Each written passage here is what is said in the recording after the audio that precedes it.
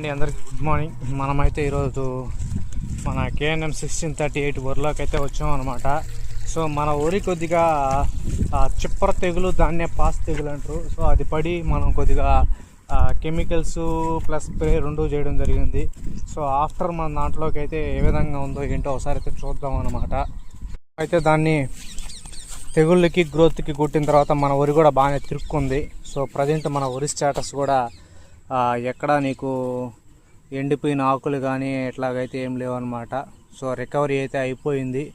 ప్రస్తుతానికి మనమైతే దాంట్లో నుంచి అయితే కోలుకున్నామని అయితే మనకైతే అర్థం అవుతుంది అనమాట. అనేది ఎందుకు వస్తుందంటే, మనం ఎప్పుడైతే నీళ్ళు అయితే నిలబెడతామో ఆ టైంలో అనేది నీళ్లు నిలబడిపోవడం వల్ల కుళ్ళు ఏర్పడిపోయి దానివల్ల ఆ ఏరులో బాగా ఇబ్బంది పెట్టడం వల్ల అది కుళ్ళు తెగులుగా అయితే వెళ్ళిపోయి నీకు అక్కడికి ఆకులు ఎండిపోతా కింద నుంచి తీసుకుంటా వెళ్ళిపోద్ది అనమాట. సో నీళ్ళు అనేది మనం ఎప్పుడు కూడా నిలవబెట్టకూడదు.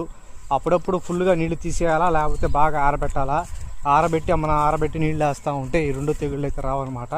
సో అప్పుడు పుష్కలంగా ఏరు అనేది పోయడం వల్ల మీకు ఎటువంటి తెగులు రాకుండా కూడా కాపాడుతుంది. సో ఇది మన యొక్క KNM 1638 యొక్క స్టేటస్. అందరికీ జై జవాన్ జై కిసాన్. మీ రైతు బిడ్డ శిరీష్.